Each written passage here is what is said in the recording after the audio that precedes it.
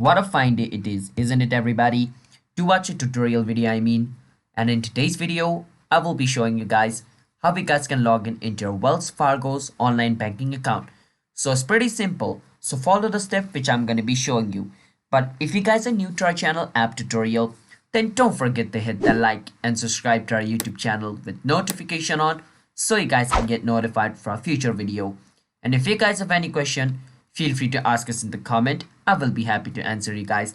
So let's get into the video without any further ado now, shall we?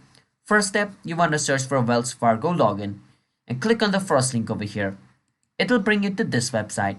Over here, click on register sign on. Once you do that, it will take you to its sign up page. And once you're over here, you want to enter the username of your bank account and then enter the password of your online banking account over here and then click on where it says sign on and you should be able to log in into Wells Fargo's online banking account. It's that simple. So if you guys found our video helpful, don't forget to hit that like and subscribe and bye bye everybody.